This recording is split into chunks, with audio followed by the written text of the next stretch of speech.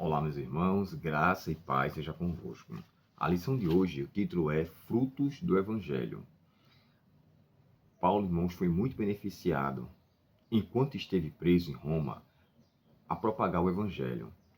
E quais foram os frutos disso? Primeiro, por pregar o Evangelho e por libertar uma mulher possessa, ele foi aprisionado, injustiçado, açoitado, sofreu muito, mas ali, naquele lugar, naquele cárcere, ele, pela graça de Cristo, encontrou naquele carcereiro uma oportunidade de evangelho. Quando ele chegou a dizer que ele deveria crer no Senhor Jesus, que seria salvo ele e a casa dele, e ele o aceitou e toda a sua casa também. Lídia também foi, né, anteriormente, como nós falamos já nessa semana, mas o fruto do evangelho da prisão de Paulo. Esse poderia ser o primeiro carcereiro romano a estar ali, grego, né, melhor dizendo, a estar ali em uma situação onde Paulo levou para ele esperança de salvação e o encontrou. Mas enquanto ele estava preso, irmãos, Paulo, aos Colossenses, ele nunca tinha ido lá. Registros falam que Paulo estava em Éfeso pregando e Epáfras estava ali presente. E Epáfras era que levava as informações para os Colossenses. E Paulo nunca visitou esse lugar. Então, mesmo que ele fale no capítulo 2, verso 1, que ele nunca tinha ido lá pessoalmente, mas o evangelho chegou até lá. E em que situação? Em situação onde Paulo se encontrava na prisão. Não só Epáfras, que foi um grande instrumento para com Paulo, mas o próprio Tíquico também auxiliou Paulo nessa obra. Então nós entendemos o seguinte: aquilo que Paulo ocasionou, aquilo que ocasionou na vida de Paulo, decorrente da sua prisão, foram muitos frutos para a causa de Deus. Ele chega a descrever, né, que a guarda pretoriana jamais conheceria sobre Cristo se ele não tivesse ali preso. Em que situação ele poderia pregar para eles? Mas ele foi aprisionado, ali falou sobre a esperança de Cristo e uma coisa que me chama a atenção, né? Nesse ponto, irmãos, aqui, logo no começo da carta aos Colossenses, Paulo fala de três coisas que são primordiais para a vida do cristão ser uma vida de sucesso. Paulo fala sobre a fé, a esperança e o amor. O amor é a causa pela qual o próprio Paulo aceitou a Deus, aceitou a Cristo. Na estrada de Damasco, ele que era muito zeloso pela lei e perseguia os cristãos por acreditar que eles estavam trazendo heresia para o povo, ele automaticamente encontrou em Cristo a sua graça e seu amor, ao ele cair ao solo, ao ele ficar cego ali por 3 dias, sem enxergar, de maneira que depois ele chega, o próprio Cristo, né, fala para ele lá: por que você me persegue, Paulo?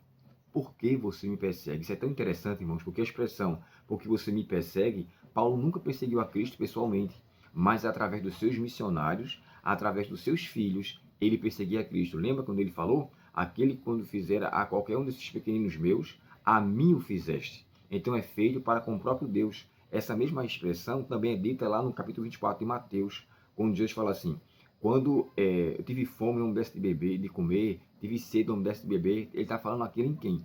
Em seus filhos.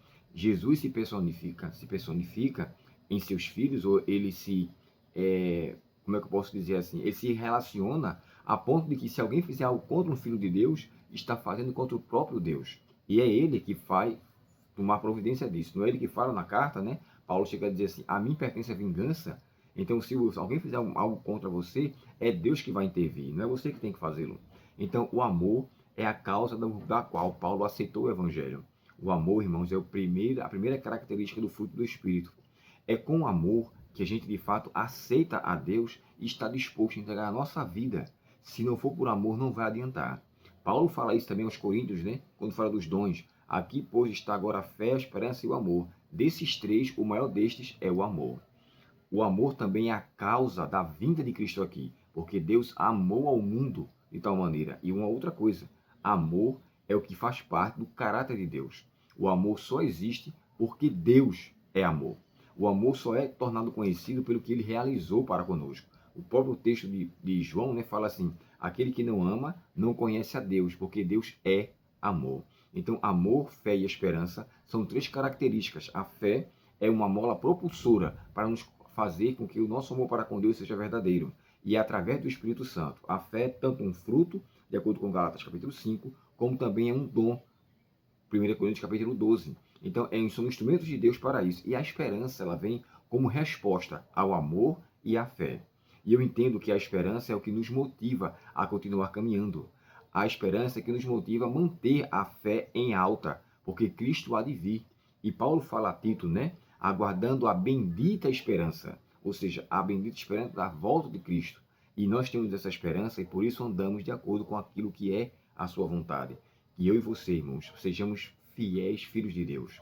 Amemos, alimentemos a esperança e sejamos pessoas de fé, para que assim o mundo conheça o Deus a qual servimos. Vamos orar?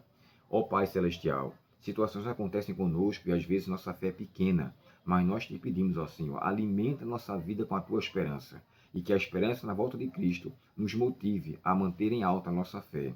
E assim sendo, tanto a fé quanto a esperança seja uma demonstração de um coração que foi convertido ao amor do Senhor para conosco.